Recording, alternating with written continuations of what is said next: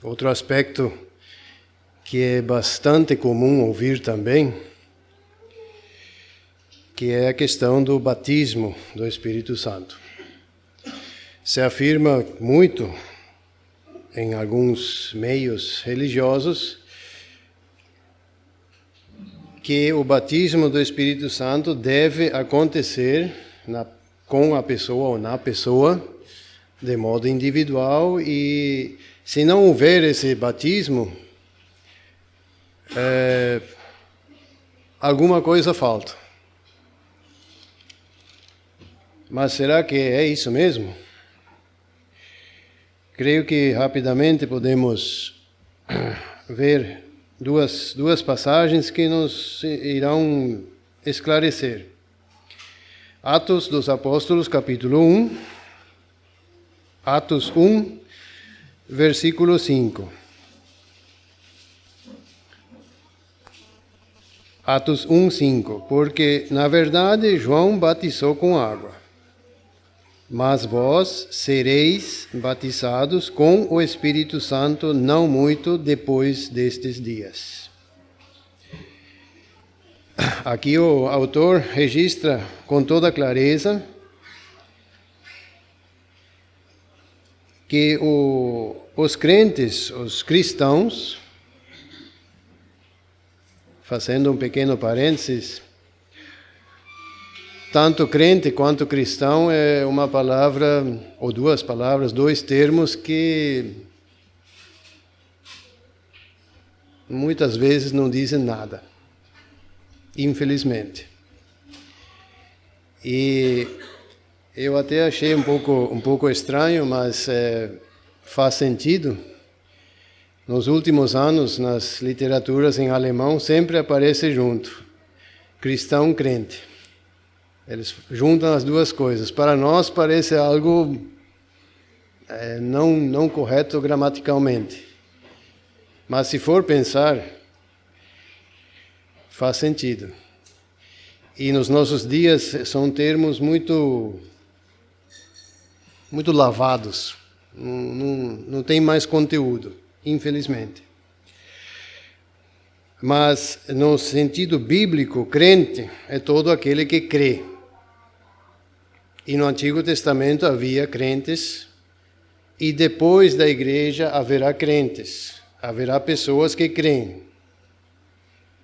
Mas o cristão, o crente cristão, é aquele que está inserido na época da graça, de Pentecostes, que vamos ver agora, até o arrebatamento. E somente nesse crente cristão, é que habita o Espírito Santo. Habita. O que está sendo explicado. Nos crentes do Antigo Testamento e nos crentes após o arrebatamento, o Espírito Santo não habita. Fechando parênteses, voltando para Atos 1, 5. Temos o batismo com o Espírito Santo. E a palavra de Deus nos diz que isso aconteceria não muito depois destes dias. Aqui já temos uma coisa. Se 2000 anos atrás o Espírito Santo registrou essas palavras que aconteceria não muito depois destes dias, como vai acontecer hoje? Virando apenas uma página, temos o capítulo 2, o relato da descida do Espírito Santo no dia de Pentecostes. E sabemos que entre a ascensão do Senhor Jesus, que é relatada aqui no capítulo 1, e o dia de Pentecostes, capítulo 2, havia 10 dias. Portanto, não muito depois destes dias. E uma confirmação mais em 1 Coríntios 12, o capítulo que já foi mencionado algumas vezes. 1 Coríntios capítulo 12 e versículo 13. Ali o apóstolo Paulo diz: pois todos nós fomos batizados em um espírito, formando um corpo.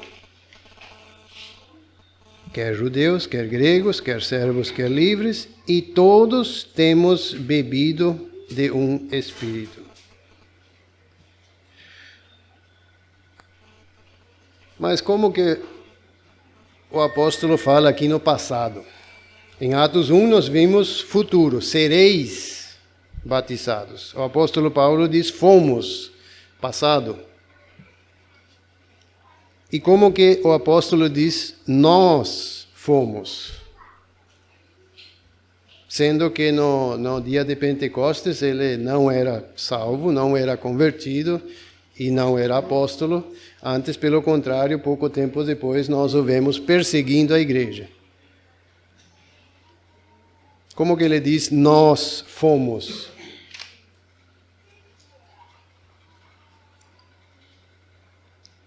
E é exatamente isso que acontece com os que são salvos pela operação do Espírito Santo nos dias de hoje. Esse batismo ocorreu uma única vez, no dia de Pentecostes. Todos os que estavam ali, reunidos, foram efetiva e imediatamente batizados.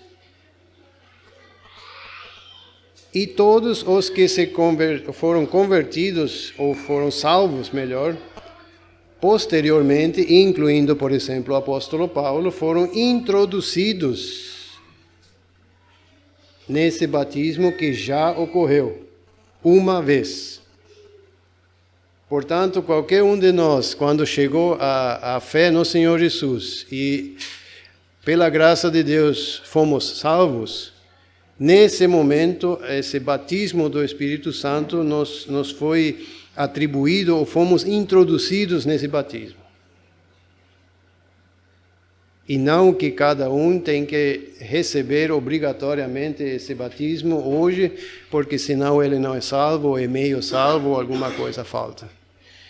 É um ponto que eu lembrei quando o Edivaldo falou, que é algo bastante confuso no meio religioso e que precisamos ter clareza, certeza,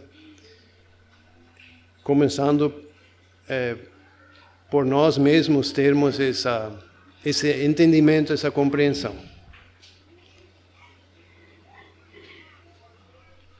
Bom dia. Eu queria falar um pouco, o irmão Bernardo falou em algum momento na palestra que Deus trabalha. Eu gostaria de falar um pouco nesse sentido em relação à pregação, mas antes também o irmão Edivaldo, o que ele comentou, também lembrei de uma coisa, porque eu me converti nesse meio, fiquei um tempo lá, e eu também lembrei do que foi falado ontem. Júlio Samuel falou sobre a palavra já está completa, fechada, e muitas vezes esses erros acontecem por as pessoas colocarem lado a lado a palavra de Deus com as experiências. Isso até foi um tema da Reforma Protestante, era um lema, somente a Escritura, sola a Escritura, em que, em primeiro lugar, e não fica lado a lado de nada, mas em primeiro lugar, sozinho, vem a palavra de Deus. Toda a experiência que nós temos tem que passar pelo crivo da palavra de Deus. Isso é um fato. Só que muitas vezes as pessoas elas colocam, às vezes até acima mesmo da palavra de Deus, as experiências que elas diz que tem. Então ela recebeu lá o Espírito Santo, fogo, e pulou, deu mortal, entregou revelação, essas coisas. E a partir daquela experiência, ela toma como uma verdade absoluta que aquilo veio de Deus. Mas não, se você ir num centro de macumba, também as pessoas recebem os espíritos deles lá, eles também fazem a mesma coisa. E essas pessoas teriam que colocar o pessoal da Umbanda no mesmo lado. Mas não é assim que funciona. Por quê? Porque o que diferencia os cristãos de qualquer outra religião é que nós nos baseamos única e exclusivamente pela palavra de Deus. Dito isso, eu gostaria de falar um pouco sobre o que o irmão Bernardo falou de que Deus trabalha. Na verdade, ele nem falou muito, mas ele citou, em relação à pregação. Porque muitas vezes nós podemos ter o perigo de achar que a conversão das pessoas depende da gente. Como o irmão Peter já falou, que é um trabalho em conjunto do Espírito Santo e da palavra, mas a palavra, ela trabalha através da pregação, e quem prega somos nós, de fato. Mas quem aplica essa palavra no coração e trabalha no coração dos seres humanos é o Espírito Santo. Isso é até bom, porque se de fato a conversão das pessoas dependesse de nós, eu creio que ninguém seria salvo. Mas como depende de Deus, nós estamos aqui. E nós temos um exemplo disso em Atos capítulo 8, que é uma passagem famosa de Simão, o mago, que ilustra muito bem o que eu estou querendo dizer. Então vamos ler Atos dos Apóstolos, capítulo 8.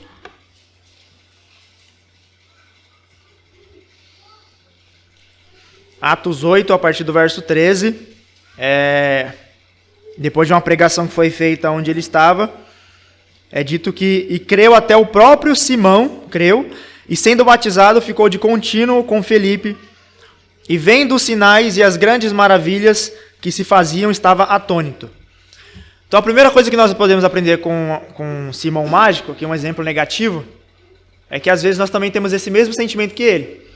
Eu tenho certeza que se nós tivéssemos a certeza de que se fôssemos pregar, e Deus nos daria poder para curar as pessoas, Deus nos daria poder para curar um aleijado, um cego, algum poder sobrenatural, nós iríamos na hora. Nós não teríamos vergonha nenhuma. E foi a mesma coisa que deixou Simão Mágico atônito. Ele via as pessoas sendo salvas, recebendo o Espírito Santo, mas a salvação dos pecados dessas pessoas não deixava ele atônito. Não dava uma motivação a ele. Agora, quando ele via os sinais e os prodígios, aí sim ele ficava atônito. Então, a pergunta que nós também deveríamos fazer a nós é se a salvação das outras pessoas é uma motivação, é algo importante para nós, de maneira que isso nos motive a pregar. Porque, como eu disse, se nós tivéssemos algum poder sobrenatural vindo de Deus para curar as outras pessoas, eu tenho certeza que todos os dias nós estaríamos nas ruas pregando. Então a primeira coisa que nós deveríamos refletir é isso. E no verso 18 é dito: e Simão, vendo que pela imposição das mãos dos apóstolos era dado o Espírito Santo, lhes ofereceu dinheiro, dizendo: dai-me também a mim esse poder, para que aquele sobre quem eu puser as mãos receba o Espírito Santo. Então aqui nós vemos externado o sentimento que controlava o coração de Simão, que era o ganho, o dinheiro. Ele ofereceu dinheiro aos apóstolos para que ele também tivesse essa possibilidade de oferecer o Espírito Santo a outras pessoas, e com certeza ele iria cobrar por isso. Então nós vemos aqui, que foi até falado na palestra, quem pode receber o Espírito Santo e como? Através da fé e da confissão, não através de dinheiro ou de qualquer outra coisa. E sobre a pregação, como eu disse, ela depende do Espírito Santo e da pregação, e nós pregamos. Mas se nós olhamos para nós, de fato, nós vamos achar vários problemas, como Moisés, quando Deus chamou Moisés e falou: não, porque eu não sei falar, não, porque não vão acreditar em mim, não, porque você pode chamar outro para ir no meu lugar. Ele colocou vários obstáculos ali diante de Deus, com medo. Por quê? Porque ele estava olhando para si, de fato. Se nós olhamos para nós, temos várias falhas, imperfeições, pecados, etc. E isso nos impede de ir até as outras pessoas pregar. Mas na pregação nós devemos olhar para Deus e somente para Deus. Em Isaías 55, eu gostaria de ler no verso 10. Isaías capítulo 55, verso 10. Aqui nós temos uma palavra que nos dá motivação, conforto e certeza de que se nós pregarmos, se nós falarmos da palavra de Deus aos outros, ela não vai voltar vazia, ou seja, ela não vai deixar de frutificar. Isaías 55, 10. Porque assim como desce a chuva e a neve dos céus, e para lá não tornam, mas regam a terra e a fazem produzir e brotar, e dar semente ao semeador e pão ao que come, assim será a minha palavra que sair da minha boca. Ela não voltará para mim vazia, antes fará o que me apraz, e prosperará naquilo para que a enviei. Então a palavra do Senhor não vai voltar vazia para ele. E a palavra do Senhor ela é pregada através de nós. Então indiretamente nós podemos dizer que a nossa pregação não vai ser em vão quando é feita para o Senhor. O que nós falamos aos incrédulos sobre o evangelho não vai deixar de frutificar, não por conta de nós, da nossa retórica, do nosso estudo, do nosso conhecimento, mas porque Deus por trás está trabalhando no coração das pessoas e dando crescimento. E eu sempre gosto de utilizar o exemplo de duas pregações que nós vemos em Atos. Eu não vou ler por conta do tempo, mas depois é interessante que os irmãos leiam. A primeira está em Atos 17, quando Paulo vai no Areópago, em Atenas, pregar. Ele faz a pregação mais bonita que nós temos na Bíblia. Se nós pensarmos em retórica, no sentido literário, é a pregação mais bonita que nós temos. E nós vemos que algumas poucas pessoas se converteram. E de outra maneira, no capítulo 2 de Atos, no Pentecostes, Pedro prega para milhares de pessoas e ele acusa todo mundo. Tinha gente que nem estava ali na época de Jesus, que veio de longe para a festa do Pentecostes, mas Pedro fala que vocês prenderam, vocês crucificaram, vocês mataram, vocês entregaram Jesus. Então, uma pregação que confronta e que acusa. E Pedro era um indouto, eles até questionaram isso. Como é que eles estão falando vários idiomas diferentes? Eles são indoutos, ou seja, analfabetos, diferente de Paulo, que era alguém culto. E essa pregação salvou quase 3.000 pessoas. Então nós vemos que, de fato, o poder de mudar o coração da pessoa não vem da gente, da nossa retórica, mas única e exclusivamente do Espírito Santo. E, para finalizar, gostaria de ler um texto de 1 Coríntios. Deixa eu ver em qual capítulo. Capítulo 3. Que ilustra mais uma vez o que eu acabei de falar de uma maneira bem clara. 1 Coríntios, capítulo 3. Verso 5.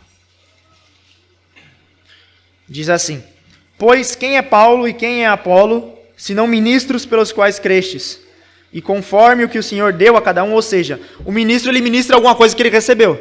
Então Paulo indaga, quem sou eu, quem é Apolo, porque tinha facção lá. Nós somos somente ministros que estamos dando a vocês o que nós recebemos já do Senhor. No 6, eu plantei, Apolo regou, mas Deus deu o crescimento. Por isso, nem o que planta é alguma coisa, nem o que rega, mas Deus que dá o crescimento. Ora, o que planta e o que rega são um, mas cada um receberá o seu galardão segundo o seu trabalho. Mas o ponto interessante nem o que planta e o que rega é alguma coisa, mas Deus que dá o crescimento. Nós podemos plantar, ou seja, pregar as pessoas, falar do evangelho, fica a semente no coração da pessoa. Nós podemos regar, ou seja, ter fazer um trabalho em cima daquela pessoa, todo dia mandar uma mensagem, falar um pouco com aquela pessoa. A gente convive no trabalho, na escola, todo dia está falando um pouco, ou seja, a gente está regando, tentando dar crescimento para aquela semente, mas a única pessoa que pode dar o crescimento de fato, ou seja, transformar aquela semente em algo que vá brotar e florescer, é Deus, somente Deus. Isso já não é da nossa alçada, como foi falado.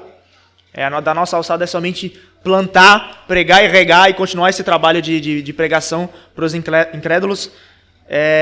E o restante fica com Deus, e somente com Deus. Nós somos somente ministros. E mais uma vez, se nós formos pensar em pregar algum momento e olharmos para nós vamos frear. Não vamos conseguir, vamos ter medo, vamos achar milhares de desculpas para falar de Deus e do Senhor Jesus para outras pessoas. Mas se nós olharmos para Deus, sabendo que Deus é todo-poderoso, sabendo que Deus é o que tem o poder e a capacidade de mudar o coração das pessoas, de converter as outras pessoas, isso com certeza vai nos impulsionar para que nós possamos falar do Senhor Jesus. Era isso que eu tinha no meu coração. Um rápido comentário. Nós também, dentro da linha do Edivaldo, a gente ouve muita confusão também a respeito da unção. Certa vez alguém perguntou o que é unção, e essa pessoa disse, unção uns são, outros não são. Uns são convertidos, outros não. A unção não é um upgrade a mais na vida de uma pessoa. Não é carregar carrega um arquivo, baixa um software, uma versão mais atualizada, e essa pessoa, então, cheia de impulso, ela sai fazendo coisas miraculosas. Como diz, virando cambalhota, pirueta, estrelinha, amarelinha, sei lá, seja o que for. Não é isso. Tá bom? E nós não estamos falando essas coisas com o intuito, então, de denegrir as pessoas ou atacar as pessoas. Não é isso. Mas para também tirar essa fantasia, essa ilusão ou trazer esclarecimento ou pontualidade para as coisas espirituais, para que nós possamos, então, com mais pontualidade, servir ao Senhor. Unção, nós temos, então, na primeira carta de João, no capítulo 2 e versículo 20. Primeira carta de João, capítulo 2 e versículo 20. E vós tendes a unção do santo. Não diz a unção dos santos. A unção do santo. E sabeis todas as coisas. E vós tendes a unção do santo. Talvez a gente esteja direcionando muito para, ou melhor, falando sobre pregação, ou o ministrar, ou falar a palavra, e a gente acaba pensando, pelo menos eu pensei, na atividade do irmão, do crente, do varão, essa atividade pública, essa atuação pública a qual ele tem. Mas eu falo aqui, vós tendes.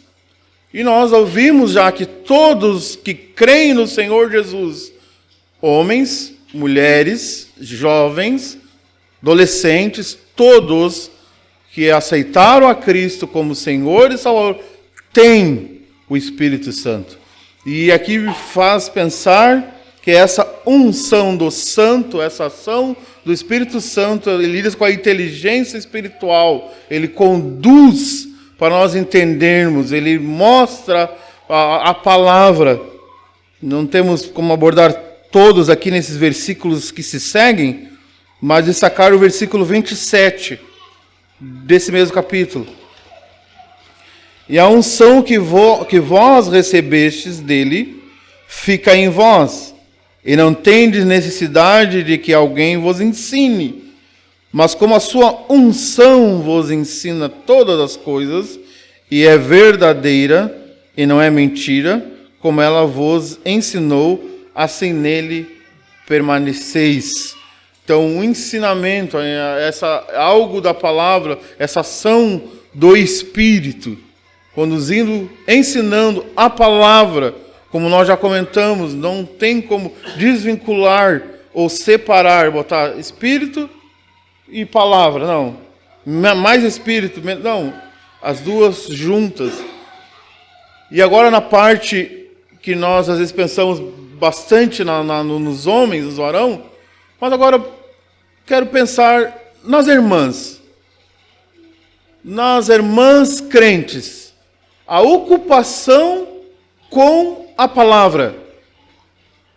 Nós já ouvimos, se não me engano, foi o irmão Júlio que falou sobre em Timóteo, a Lloyd e Eunice. Elas tinham que se ocupar com a palavra.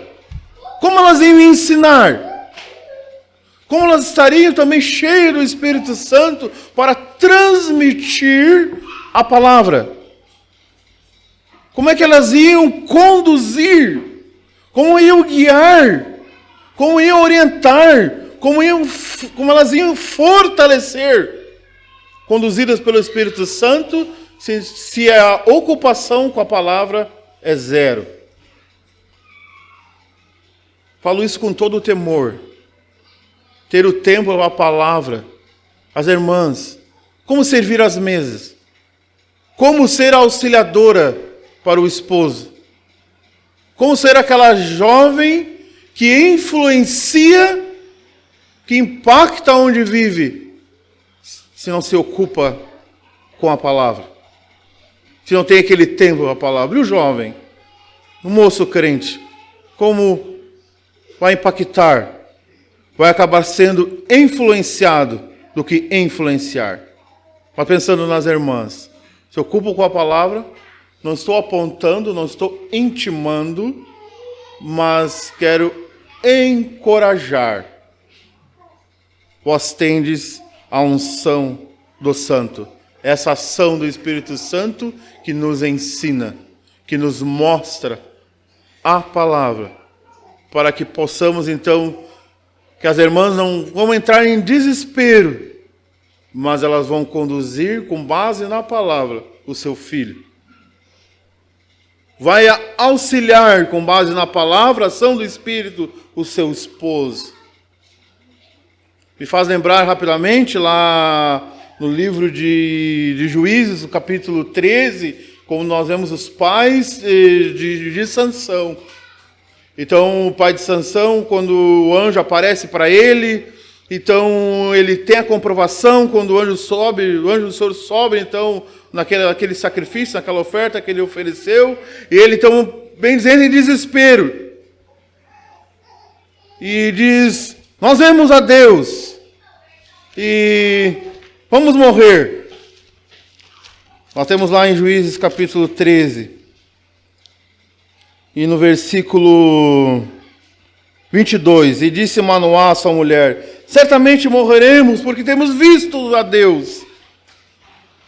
E a mulher disse para ele, versículo 23 de Juízes 13, porém sua mulher lhe disse, se o Senhor nos quisesse matar, não aceitaria da nossa mão o holocausto e a oferta de alimentos, e nem nos mostraria tudo isso, nem nos deixaria ouvir tais coisas nesse tempo. É interessante se nós nos ocuparmos antes. Não fala que ele está oferecendo o holocausto. Diz que ele foi lá preparar um cabrito, ele tomou um cabrito e oferta de alimentos e foi preparar.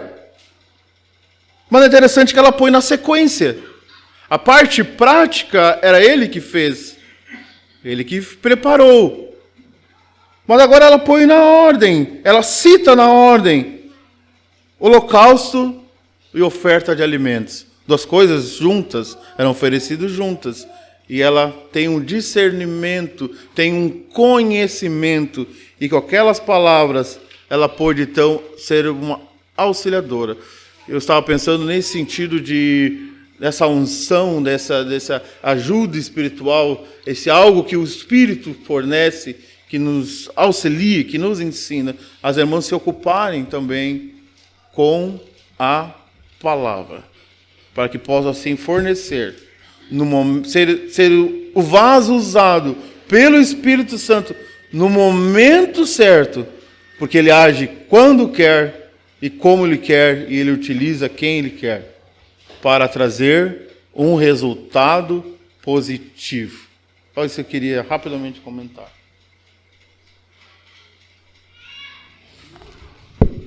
Eu queria compartilhar um pensamento que o Bernardo nos falou, que as pessoas precisam ser igreja todo dia, né? Ler a palavra, meditar.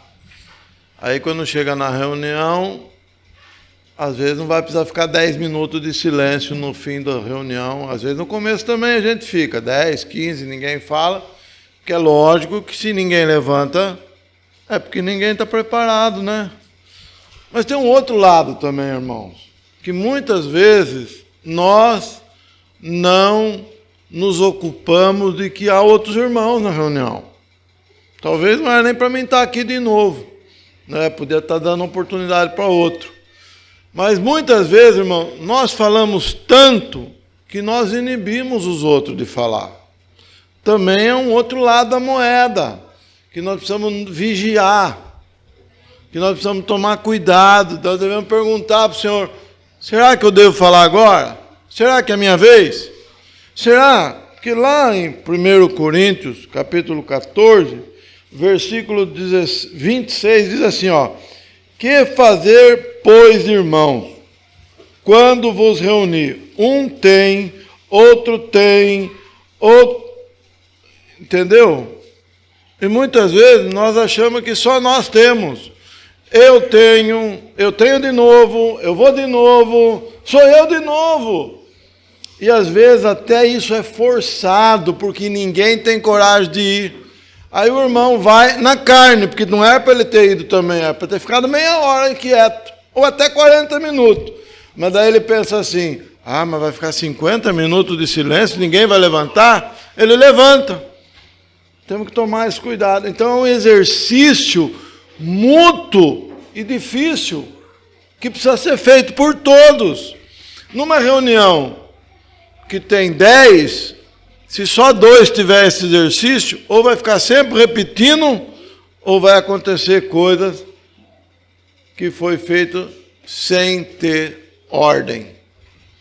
Que não é só o fato de ser varão, tem que ser varão com aplicação, tem que ser varão que orou a semana inteira, que leu a semana inteira, que meditou a semana inteira.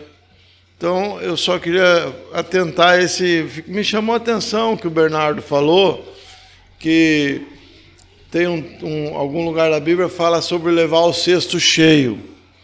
Como é que eu vou levar o cesto cheio se eu não coloquei nada no cesto a semana inteira? Eu não me lembro agora exatamente de onde está essa alusão. Então, Deuteronômio 26, disse o Samuel ali. Então, nós precisamos ter colocado coisa no cesto para chegar na reunião e ter algo para lembrar os irmãos. Eu ia falar mais, mas tá bom.